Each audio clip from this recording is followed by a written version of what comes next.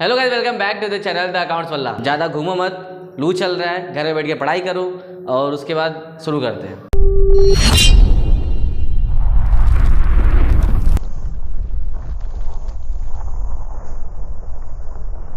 तो देखो, सबसे पहले तुम लोगों ने इसके लास्ट वाले वीडियो में यही पढ़ा होगा कि साझेदारी क्या होता है, साझेदारी की विशेषताएं क्या होती है, साझेदारी के नियम क्या होते हैं, साझेदारी संलेख क्या होता है, और उसके जस्ट बाद मैंने तुम लोग को बताया था लाभ हानि समायोजन खाता। समायोजन खाता पढ़ा दिया था, सभी को आ गया होगा, पता है। एक बात बताओ जरा मुझे, तो समायोजन खाते में यानी लाभ हानि समायोजन खाते में तुम लोगों ने जो खाता बनाया हुआ था, उस खाते में इस साइड यानी कि डेबिट वाले साइड में सबसे पहले हम दिखाते थे क्या, पूंजी पर ब्याज, कि किसी पार्टनर को पूंजी पर ब्याज मिल जाता है, कोनो साझेदार हुमन होने की पूंजी पर ब्याज देवल जाता है। ठीक है, याद है कि नहीं? हाँ, मतलब अक्सर ऐसा होला यार कि मतलब अगर कोनो लड़की का नंबर है तो जब तक तुम लोग को याद हो जाला, और जब पढ़ा चीज़ वो जल्दी याद ना होला। रीज़न क्या हुआ?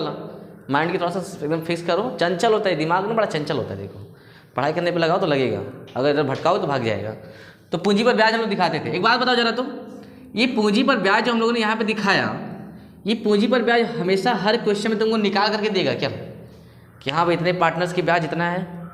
नहीं, ये नहीं देगा। हमको क्या करना पड़ता है, खुद से पूंजी पर ब्याज निकालना पड़ता है, और निकाला कैसे जाता है आज सीखा जाएगा। ठीक है, तो चलो शुरू करते हैं। देखो, सबसे पहले कुछ पॉइंट्स हैं, ज़्यादा कुछ नहीं, बस 2 पॉइंट याद कर लोगे, सब कुछ क्लियर हो जाएगा। देखो, पहला पॉइंट क्या है, यदि प्रश्न में कोई सूचना नहीं दिया है तो ब्याज की गणना प्रारंभिक पूंजी पर किया जाता है। तो अगर ये समझ में आ रहा हो तो ठीक है, नहीं तो मैं समझा रहा हूँ, समझो। देखो, सबसे पहले तो बात करते हैं कि प्रारंभिक पूंजी क्या होती है। सर, प्रारंभिक पूंजी के बारे में तो बताओ पहले। ठीक है, तो प्रारंभिक पूंजी देख लो इधर। मान लो कि यह हमारा एक साझेदार हुआ, साझेदार मतलब तुम लोग, कुछ लोग मिलके पार्टनरशिप कर रहे हो, और यहाँ पे तुम लोगों ने बिजनेस स्टार्ट किया 1 अप्रैल मान लेते हैं 2022, यही चल रहा है अभी तो हमारा लेटेस्ट पे है। हाँ, तो 2022 को तुम लोगों ने क्या किया, पूंजी लगाया, अपना बिजनेस में पूंजी लगाया। और कितना पूंजी? मान लेते हैं कि 50,000 रुपये पूंजी लगाया। ठीक है, और इसके बाद क्वेश्चन के हिसाब से यहाँ पर तुम्हारा जो लास्ट में पूंजी बचा, यानी कि वर्ष का अंत हो गया, समाप्ति हो गया, 31 मार्च 2023 आ गया, और इस डेट को तुम्हारी जो पूंजी है वो 50,000 रुपये ही है। इन दोनों को अलग अलग नाम से जाना जाएगा। ये वाली जो पूंजी है ना, जो वर्ष के प्रारंभ में तुमने लगाया हुआ है, इसको प्रारंभिक पूंजी कहा जाएगा। और इस वाले को जो कि वर्ष के अंत में हमारे पास बचा हुआ है, इसको हम अंतिम पूंजी कहेंगे। समझे इस बात को? तो क्वेश्चन क्या कह रहा है, यदि प्रश्न में कोई सूचना नहीं दिया हुआ है, क्वेश्चन तुम्हारा बिल्कुल सिंपल सा है, कुछ बोला नहीं हुआ है, तो उस टाइम तुमको जो पूंजी पर ब्याज गणना करना है वो किस पे करना है? प्रारंभिक पूंजी पर करना है, याद रखना। जैसे क्वेश्चन कैसे देता है, रमेश और सुरेश 2 साझेदार हैं, दोनों की पूंजी इतनी है, दोनों को वर्ष के अंत में जो ब्याज दिया जा रहा है, मान लेते हैं कि यहाँ पे देखो, ये तुम्हारा रमेश हो गया और ये यहाँ पे रमेश का ही यही है। एक और पार्टनर को हम छोड़ दें, अभी एक ही का लेके चलते हैं। तो इसने क्या किया, वर्ष के अंत में इसकी पूंजी थी 50,000 रुपये, और पूंजी पर ब्याज की दर है 10% प्रति वर्ष। अब क्वेश्चन तुमको पूछेगा कि पूंजी पर ब्याज की गणना कीजिए। सिंपल सी बात है यार, जितनी पूंजी है, क्वेश्चन कुछ और बोला तो नहीं था, तो प्रारंभिक पूंजी इसी को माना जाता है। ये प्रारंभिक पूंजी है, और इसी पर ब्याज की गणना किया जाएगा। कैसे निकालेंगे? 50,000 मल्टीप्लाई कर दो, जितने रेट यहाँ पे दिया 10/100, क्योंकि ये पूरे 1 साल का है। देखो, 1 अप्रैल से स्टार्ट हुआ, 31 मार्च को खत्म हुआ, यानी कि वित्तीय वर्ष यूज किया गया है, और अगर खत्म होता है तो पूरा 1 साल हुआ। 1 साल में इसको कितना ब्याज मिला होगा? यहाँ पे 1 साल में 12 महीने, और 12 महीने का निकाल रहे हम लोग, यानी 12/12, ये तो मतलब खत्म हो जाएगा, तो 1 हो जाएगा। इससे कोई मतलब नहीं है, यहाँ 2 0 ये खत्म, 2 0 ये खत्म। इसका मतलब ये हुआ कि इसको जो पूंजी पर ब्याज दिया जाएगा वो 5,000 रुपये दिया जाएगा। ठीक है, तो ये पहला पॉइंट है तुम्हारा, नोट कर लो फटाफट, फिर आगे बता रहा हूँ। तो हो गया वो वाला पॉइंट सभी का। अब देखो दूसरा वाला पॉइंट, ये थोड़ा सा फंसाता है बच्चों को, तो हम तो फंसेंगे नहीं क्योंकि हम ज़्यादा तेज उखा है। आजा, कैसे देख लो, यदि प्रश्न में कोई अलग से सूचना दिया हो तो समय को ध्यान में रखकर पूंजी पर ब्याज की गणना की जाती है। कहने का मतलब सिर्फ प्रारंभिक पूंजी से मतलब नहीं है, ठीक है। यहाँ पे क्वेश्चन में तुमको क्या होगा, कुछ अलग से और भी इन्फॉर्मेशन दिया होगा, जैसे 2 महीने बाद पार्टनर ने और भी कुछ कैपिटल लगाया यानी पूंजी लगाई, या फिर 3 महीने बाद उसने कुछ अलग से और भी पैसा लगाया। तो अब पूंजी पर ब्याज कैसे निकालोगे? जैसे कोई पार्टनर है, यहाँ पे देखो स्टार्टिंग यानी कि जो प्रारंभिक पूंजी थी इस पार्टनर की वो 50,000, इसको हम क्या कहेंगे, प्रारंभिक। ये प्रारंभिक पूंजी है। अब इस प्रारंभिक पूंजी से कितनी इसकी 50,000 रुपये।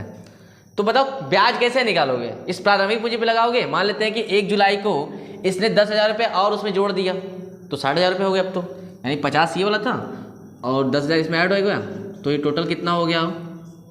अभी होगा 60,000 रुपये, ठीक है। ऐसा देखा यहाँ पे 20,000 इसने 31 अक्टूबर को 20,000 रुपये और भी ऐड करता है, तो उस दिन कितना हो जाएगा? 60 पहले से 20 इस दिन, यानी कि 80,000 रुपये, और लास्ट वाले डेट को भी, तब इसका मतलब कि 80,000 रुपये ही हो जाएगा। मान लेते हैं कि इनके ब्याज की जो दर है वो 12% प्रति वर्ष है। तो क्वेश्चन तुमको ऐसे ही पूछेगा कि किसी फर्म में 3 साझेदार हैं या फिर 4 साझेदार हैं, जिसमें से एक साझेदार को मान लेते हैं यहाँ पे चिंटू, ये हमारा जो साझेदार है चिंटू है। तो चिंटू क्या करता है ना, 50,000 रुपये पहले पूंजी लगाकर अपना बिजनेस स्टार्ट करता है, और जुलाई में यानी कि अप्रैल के बाद, अप्रैल पूरा गया, मई और जून 3 महीने के बाद जब जुलाई आता है तो ये 10,000 पूंजी और लगाता है। तो अब इसकी पूंजी कितनी हो गई? 60,000 रुपये। अब इसके बाद क्या करता है, जुलाई में भी, जुलाई चला गया, अगस्त चला गया, सितंबर चला गया और अक्टूबर पूरा चला गया, लास्ट वाला है। तो 4 महीने बाद इसने क्या किया, 20,000 रुपये और एक्स्ट्रा पूंजी लाया। तो 50 पहले था, बीच में 10 लाया था तो 60 हो गया, और 20 अभी लाया, तो टोटल कितना हो गया? 80,000। लास्ट में इसकी 80,000 पूंजी है। अब ब्याज की जो दर इसको मिलने वाली है वो 12%। तो ये बताओ कि कौन सी पूंजी पर हम ब्याज गणना करेंगे, इस वाले पर या इस वाले पर या फिर इस पे या फिर लास्ट वाले पे? आपको क्या लगता है कि भाई किसी एक को उठाओगे और हो जाएगा? नहीं यार, यहाँ पर हम देखेंगे क्या कि कौन सी पूंजी कितने समय तक चली है, वही बात वहाँ पे कही गई है। यदि प्रश्न में कोई अलग से सूचना दिया हो तो समय को ध्यान में रखकर, यानी कितने समय चला, इस बात को ध्यान में रखेंगे, फिर पूंजी पर ब्याज की गणना की जाएगी, ठीक है।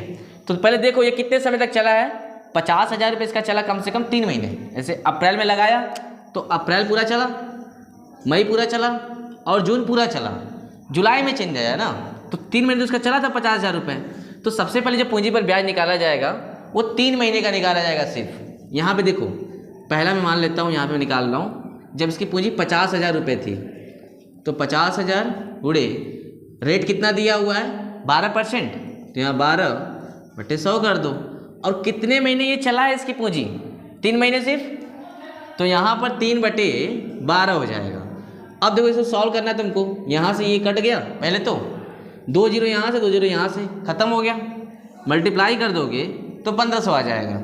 यानी कि इसकी जो 3 महीने पूंजी चली थी 50,000 रुपये, पहले उस पूंजी पर इसको ब्याज दिया जाएगा 1500 रुपया, ठीक है। अब देखो जुलाई में इसने क्या किया, कुछ चेंज कर दिया। क्या? इसने 10,000 पूंजी अपने घर से और लेकर के आए।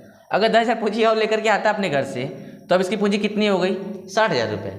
अब देखना है कि 60,000 पूंजी कितने समय तक चला, इस बात को ध्यान में रखना है। तो देखेंगे कि जुलाई पूरा चला, अगस्त पूरा चला, सितंबर, फिर क्या करता है, जुलाई पूरा चला, अगस्त पूरा चला, सितंबर पूरा चला, 31 अक्टूबर दिया, इसका मतलब कि अक्टूबर पूरा चला हुआ है।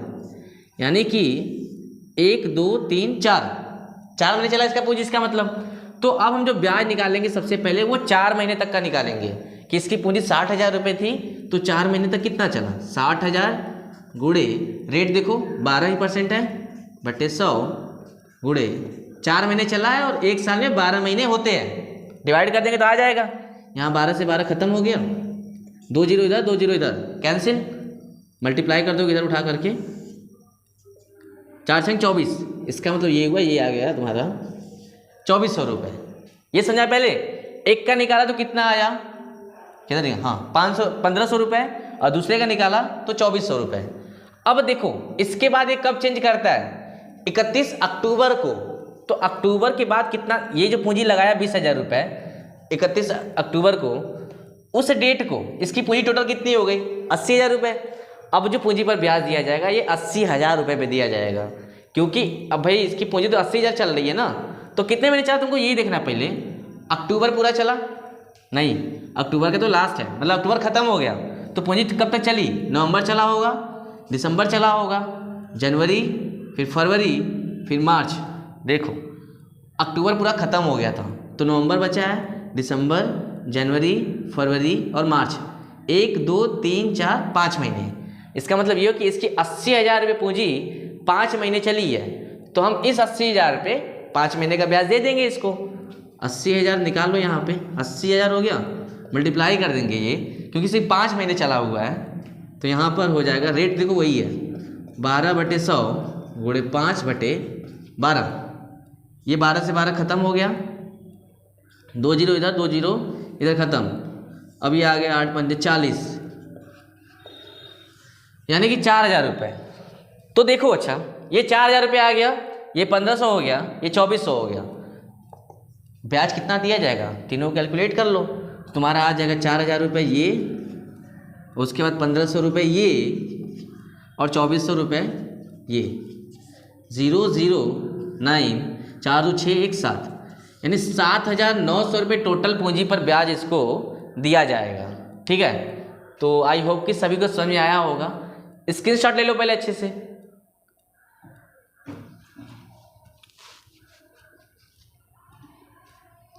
ठीक है, तो अब बस इतना ही कर लो, इसके बाद ये पूंजी पर ब्याज निकालना काफ़ी इजी हो जाता है। क्वेश्चन देखते रहना, जब जब क्वेश्चन में तुम्हारी पूंजी ऐड होगा तो हम उसी दिन से यहाँ पे पूंजी पर ब्याज निकालेंगे। ठीक है, तो बस आज के लिए सिर्फ इतना ही, अब मिलते हैं इसके बाद अगले वीडियो में, तब तक के लिए धन्यवाद।